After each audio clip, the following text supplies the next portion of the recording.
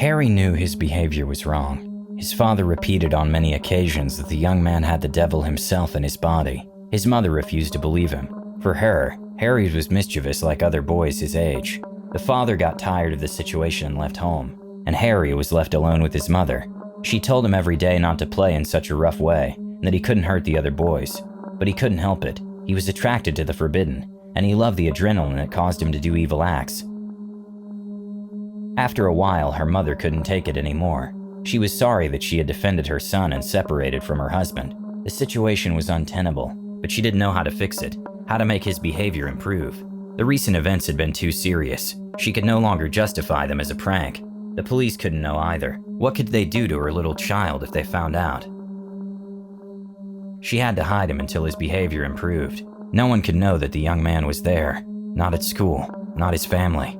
It was the only solution.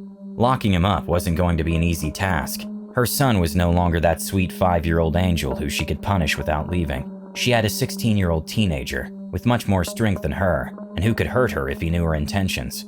So, she had no choice but to mix some sleeping pills in his food. When her son's head fell on the table from sleep, she dragged him to the basement and chained him to one of the columns. He had prepared a kind of room. He had a mattress on the floor, some books to keep himself entertained, and bowls of food and water. She waited by his side until he woke up. When the young man woke up, he began to insult her and demanded that she release him. The mother burst into tears and asked her little boy to reconsider. He had to find the goodness in his heart. The young man calmed down, and as if he had a split personality, he suddenly spoke to his mother in a sweet and delicate voice. "Mommy, why are you doing this to me?" The mother burst into tears and told him what he had done to his neighbor had not been right. They were all looking for him. "Mommy, it's because she messed with me. I had to defend myself."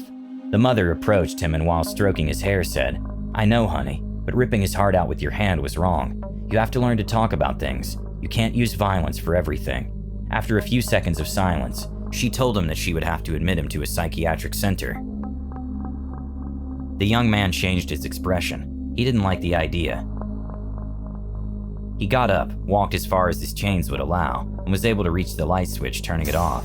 The mother began to tremble. "Harry, darling, you're my little boy. I know you're good." The young man grabbed her in the dark and whispered in her ear, "No, I'm not, Mother."